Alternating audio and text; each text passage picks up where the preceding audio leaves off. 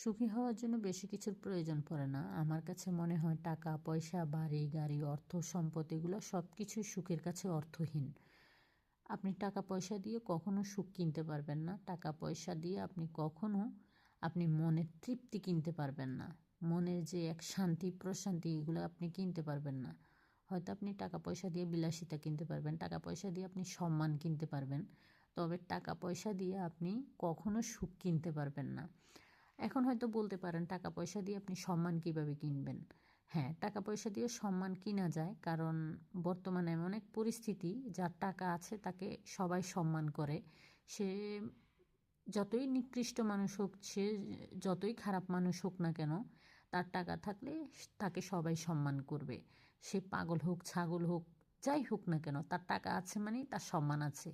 আর যদি তার টাকা না থাকে, তাহলে সে সম্মানিত ব্যক্তি হলেও তার সম্মানের জায়গা নেই, সে সম্মানের আসনে বসতে পারবে না। এই কথার পরিপ্রেক্ষিতে আমি বলতেছি যে টাকা দিয়ে আপনি সম্মান কিনতে পারবেন।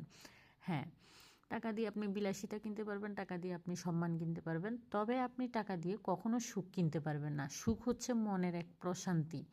আপনি যদি মনে সেই প্রশান্তি খুঁজে না পান টাকা দিয়ে, তাহলে এই টাকা আপনার কাছে অর্থহীন। সুখের কাছে টাকা অর্থহীন।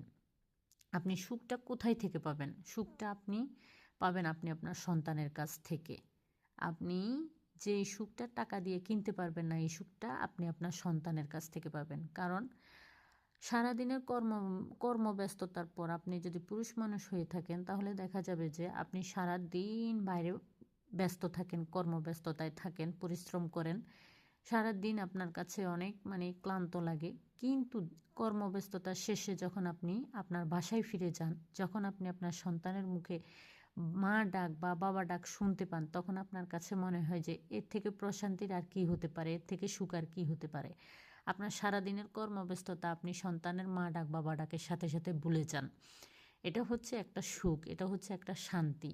এই যে স্ক্রিনে ভদ্রলোককে দেখতে পাচ্ছেন, উনি আমার সুখ, উনি আমার শান্তি। আমার কাছে মনে হয় না যে আমি এই সুখ পৃথিবীর কোনো প্রান্তে গিয়ে খুঁজে পাবো বা খুঁজে পেয়েছি। আমার সন্তানের জন্মের পর যেদিন আমি ওকে কোলে পেয়েছি, ওই দিন থেকে মনে হয়েছে যে আমি পৃথিবীর সেরা সুখী মানুষদের মধ্যে একজন। এখন আমি উপলব্ধি করতে পারি আমার কাছে সুখী হওয়ার জন্য বিশেষ কিছুর প্রয়োজন নেই। আমার সন্তানই আমার সুখ। আমার কাছে মনে হয় যে আমার সন্তানের বেঁচে থাকা, আমার সন্তানের হাসি খুশি, আমার সন্তানের আনন্দ, এগুলাই হচ্ছে আমার কাছে সুখ।